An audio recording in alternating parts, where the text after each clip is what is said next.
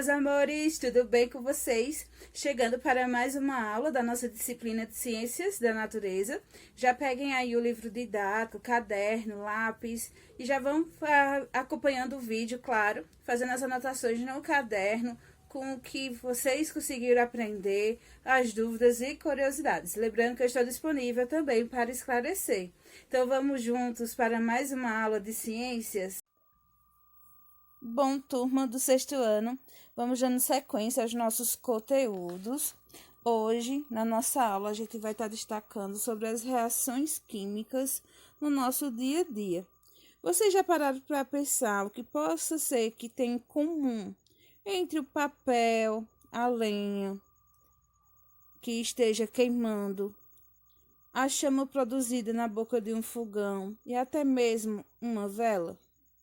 O que eles podem ter em comum? Então, é o que a gente vai ver agora. Todas as transformações químicas são exemplos de reação que a gente chama de combustão, ou simplesmente combustão. Na reação de combustão, para que ocorra, é necessário calor e o contato de dois reagentes, que é o combustível e o carburante. Geralmente, o carburante é o gás oxigênio. Para vocês entenderem melhor, a combustão é o efeito de queimar algo ou alguma coisa. Uma fogueira vai ter algo queimando. Uma vela acesa tem algo queimando.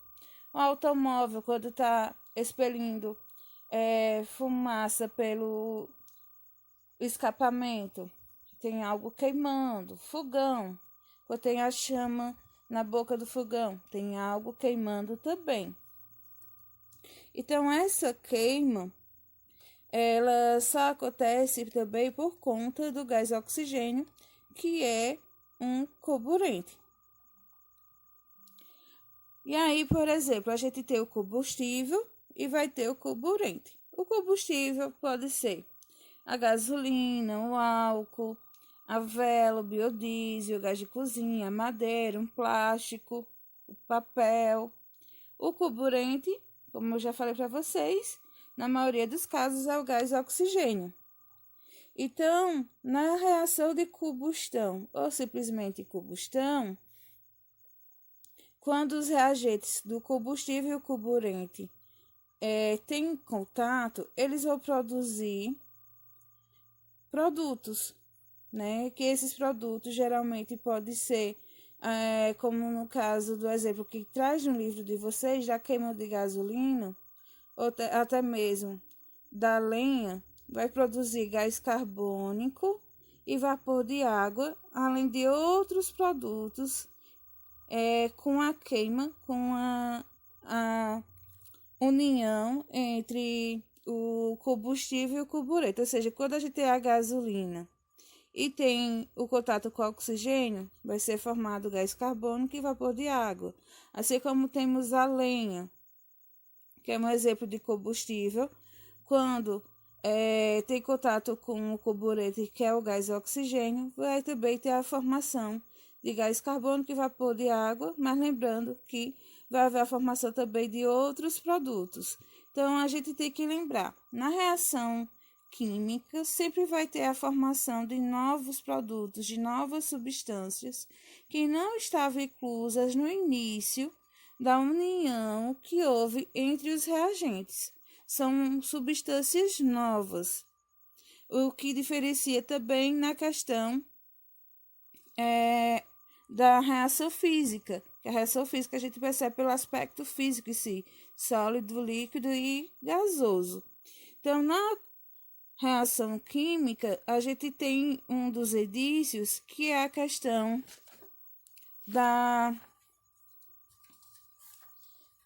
do calor, né? Da liberação de calor. Então, quando a formação, aí uma reação de combustão também tem liberação de calor para o ambiente. E as reações de combustão, elas são muito importantes dentro da nossa sociedade.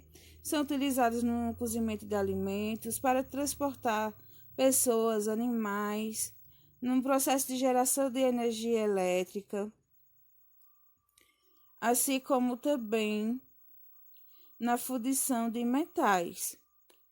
Só existe um problema com relação às reações de combustão, que está ligado à queima de combustíveis fósseis, porque pode liberar no ambiente substâncias que podem gerar riscos à saúde, assim como está poluindo o ar atmosférico. Aqui a gente tem um exemplo de um caminhão, né, um caminhão baú liberando fumaça para o ambiente, possivelmente pela queima do diesel, combustível.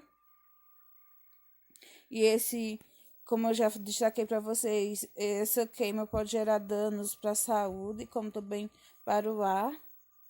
E aqui a gente tem um exemplo de um experimento que vocês também podem estar fazendo em casa, que é para vocês verificarem, quando vocês colocarem uma vela acesa e colocar um copo sobre ela, a vela vai acabar se apagando. Isso acontece por quê? Porque a vela é um combustível que necessita do carburante, que é o gás oxigênio, para se manter acesa. Então, quando a gente tapa a vela com um copo, a gente limita a quantidade de oxigênio que vai ser suficiente para manter a vela acesa. Aqui a gente também tem a demonstração de algumas reações químicas que ocorrem de forma natural, que é como a gente pode perceber a questão de um raio quando entra em contato com árvores, que pode formar uma queima, a queima de uma floresta, também pode ocorrer por meio das lavas de um vulcão, bem como a fotossíntese das plantas também é um exemplo de reações químicas que ocorrem no dia a dia. Há reações, entretanto, que não ocorrem de forma natural, que elas são feitas por meio de indústrias, por meio dos laboratórios e até mesmo dentro das residências, com a intervenção dos seres humanos, que aí essas reações vai haver a produção de produtos desejados pelo ser humano, que pode ser plásticos, objetos metálicos, tecidos, produtos de limpeza, entre outros, que vão ser produzidos nessas indústrias e laboratórios, medicamentos também, pode ser tido como exemplo, que tem uma grande valia e importância para a gente. Então, quanto à origem e composição dos materiais, a gente pode classificar eles de forma natural, aqueles que são produzidos na própria natureza, e sintéticos, aqueles materiais que são produzidos pela ação humana. E a gente tem aí o exemplo da borracha, por exemplo, é um material que é feito do látex e extraído de seringueiras, que geralmente a gente encontra no bioma Amazônia. Então, as seringueiras a gente encontra em maior quantidade nesse bioma. Já a borracha sintética é obtida geralmente por meio de reações químicas que vão ocorrer em indústrias e também laboratórios, mas geralmente são nas indústrias, que vem da formação, né, de derivados de petróleo. Então, vai ser de forma natural e outro a partir de processos industriais. E as indústrias químicas, elas têm uma grande importância. Deixa eu voltar aqui, pronto, voltou.